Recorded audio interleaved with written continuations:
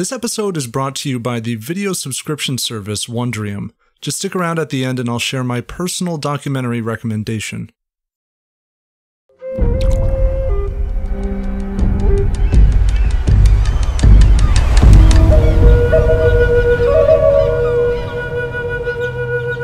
Chief Koya remembered well the time before the arrival of the ships. The one now anchored beyond his village flew American colors.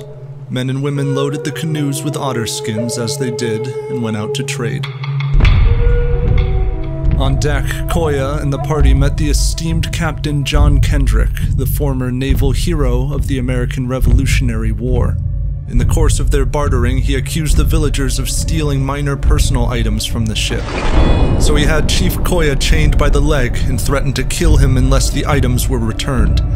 And then he punished him. He took Koya, tied a rope round his neck, whipped him, painted his face, cut off his hair, took away from him a great many skins, and turned him ashore. Kendrick sailed off, no doubt unaware of the force he had provoked.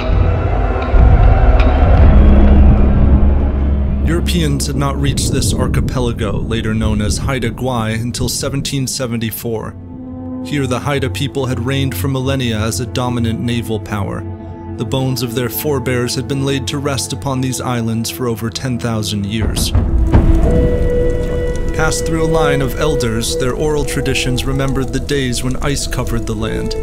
These ancient words imparted values and professed a spiritual connection to the beasts of the islands, orca whales, eagles, and ravens among them. It had been a divine raven, some said, who released the first humans from a shell. The Haida were thus bound to the ocean, which sustained them not only with food, but wealth. In enormous cedar canoes, the Haida would traverse 60 miles or more of ocean to trade with or attack surrounding peoples. They went ashore clad in sea lion hide and wooden armor. And villages were swiftly brought low by their spears, arrows, clubs, and daggers. The Haida took prized loot and captives as slaves, and returned in glory to their home islands. The tradition of lightning coastal raids would prompt scholars to liken this people to the feared Vikings. Indeed, Haida oral tradition recorded the dread of their enemies, who wondered, what manner of a people is this, that they do not even fear death, these Haidas? Relative peace and safety were thus sporadically broken by battles against similarly armored coastal peoples, each conflict variously motivated by a desire for loot, vengeance for lost kin, and insults. The Haida would not cower before the presence of strange ships, nor leave unpunished the shaming of Chief Koya. After 2 years, Captain Kendrick had returned, and this time Koya went aboard with his men and women, and at the outset of trading they drew daggers and seized control of the gun chests. Reinforcing canoes streamed from the shoreline to a chorus of war songs. Koya pointed to his leg and dared Captain Kendrick to place him in chains again. The captain pleaded for peace, and then a few of his crew broke out from the cabin with guns. The Haida scattered, leaping to their canoes or swimming toward the shore. Kendrick's crew chased them in their armed boats, making the most dreadful havoc by killing all they came across. Roughly 50 dead. Koya had lost his wife, 2 children, and his status, for the authority of Haida chiefs was not absolute, but continuously earned. The people in the many villages of Haida Gwaii were stratified into nobles, commoners, and slaves. Ancestral lines were traced through mothers, and town chiefs could be men or women. Yet lineal and clan bonds needed to be forged and renewed, often at ceremonial gatherings called potlatches. There people danced, songs were sung, and the nobles displayed status by giving away wealth, for it was honor, bravery, and above all generosity that attracted followers, and in turn conferred legitimacy on Haida leaders. Consecutive defeats had tarnished Koya's standing among his people. A similar disaster had occurred far across the sea, in the Hawaiian Islands. An American ship anchored at a village, and Captain Simon Metcalf beckoned the men and women to trade. Metcalf had earlier lost one of his men to natives elsewhere on Maui, and so when the unsuspecting villagers paddled out, he unleashed his cannons on them.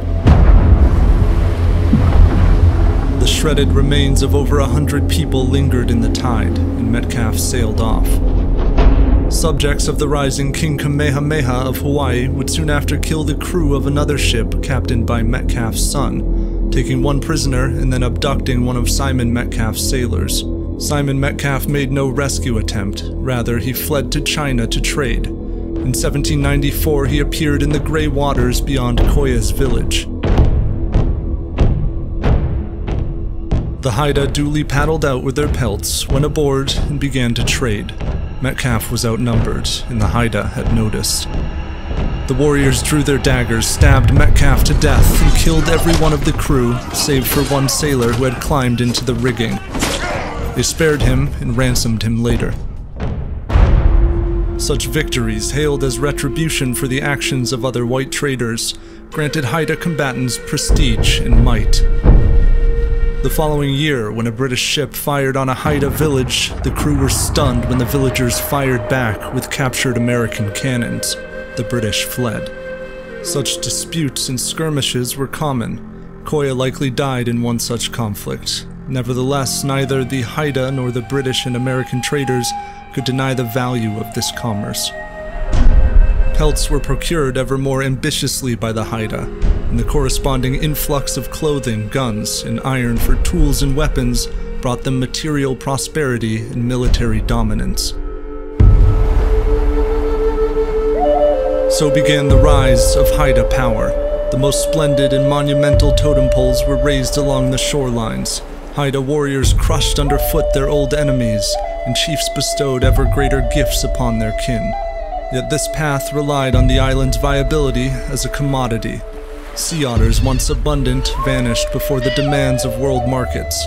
People, it seemed, were dying out too. Contact brought disease that decimated villages. And commerce was still marred by violence. For every honest trader, there were yet competitors willing to kidnap Haida or raise villages to secure a supply of furs. Outsiders came to mine gold on the islands in the 1850s, and still the Haida would not be conquered. Warriors harassed the miners, seizing their gold and ships. The latter they burned, and they held the crews for ransom. The ancient line of Haida warriors had halted a gold rush. The Royal Navy's commander-in-chief of the Pacific Station was advised by a subordinate. No vessel should be allowed to trade in any part of these waters without being properly armed and manned, and in readiness to defend herself from insidious attacks.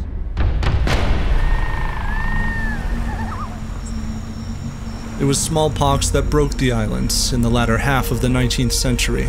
Storied lineages were reduced to scabbed corpses and fevered stragglers.